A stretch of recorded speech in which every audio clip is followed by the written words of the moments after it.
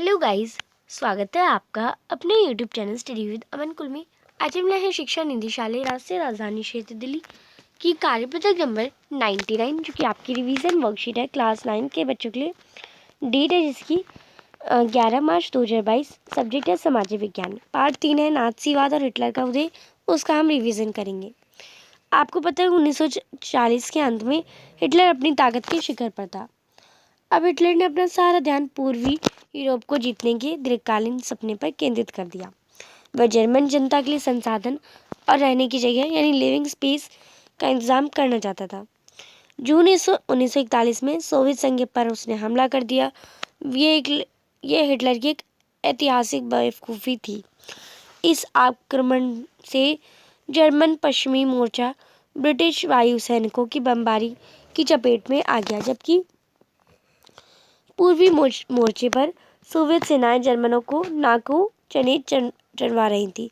Soviet लाल सेना ने Stalingrad में जर्मन सेना को घुटने टेकने पर मजबूर कर दिया।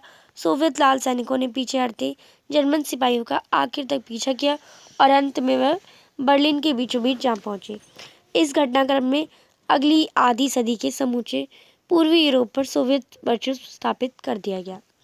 अब इसी पर बेस्ड क्वेश्चन है, हिटलर का दीर्घकालीन सपना क्या था? तो आप यहाँ से लिखेंगे।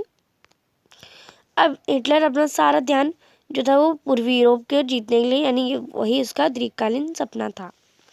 दूसरा प्रश्न है, हिटलर की ऐतिहासिक भूल क्या थी और क्यों?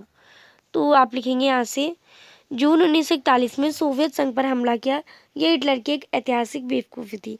इस आक्रमण में जर्मन पश्चिमी मोर्चा ब्रिटिश वायु सैनिकों की बमबारी की चपेट में आ गया, जबकि पूर्वी मोर्चे पर सोवियत सेनाएं जर्मनों को नाके चने चनवा रही थी। तीसरा प्रश्न है, इस भूल का परिणाम क्या हुआ? तो इस भूल का परिणाम सोवियत लाल सेना में जालियनवाला में जर्मन सेना को घुटने टेकने पर मजबूर कर दिया, ये परिणाम हुआ। और सोवियत लाल सैनिकों ने पीछे हटते जर्मन सिपाहियों का आखिर तक पीछा किया और अंत में वह बर्लिन के बीचों बीच जा पहुंचे। इस घटनाक्रम में अगली आधी सदी के लिए समूचे पूर्वी यूरोप पर सोवियत वर्चस्व स्थापित कर दिया। चौथा प्रश्न है, 1940 के अंत तक हिटलर किस प्रकार अपनी ताकत के शिखर पर था? तो आप लिखेंगे, नारा के तहत 1938 में एकीकृत ऑस्ट्रिया और जर्मनी एक लोक साम्राज्य, एक नेता यानी सितंबर 1940 में जर्मनी, इटली और जापान के बीच त्रिपक्षीय संधि पर हस्ताक्षर किए गए, जिससे अंतर्राष्ट्रीय शक्ति पर हिटलर का दावा मजबूत हो गया और 1940 के अंत तक हिटलर अपनी शक्ति के शिखर पर था। पांचवा प्रश्न है, अगली आधी सदी तक समूचे पूर्वी यूरोप पर सोवियत वर्चस्व किस प्रकार स्थापित रहा? तो आप यहाँ से लिखेंगे, सोवियत लाल सेना में जालियनवाला में जर्मन सेना को घुटने टेकने पर मजबूर कर दिया। सोवियत लाल सैनिकों के पीछे हटते जर्मन सिपाहियों का आखिर तक पीछा किया और अंत में बर्लिन के बीचों बीच जा पहुंचे। इस घटनाक्रम ने अगली आधी सदी के लिए समूचे पूर्वी यूरोप पर सोवियत वर्चस्व स्थापित कर दिया।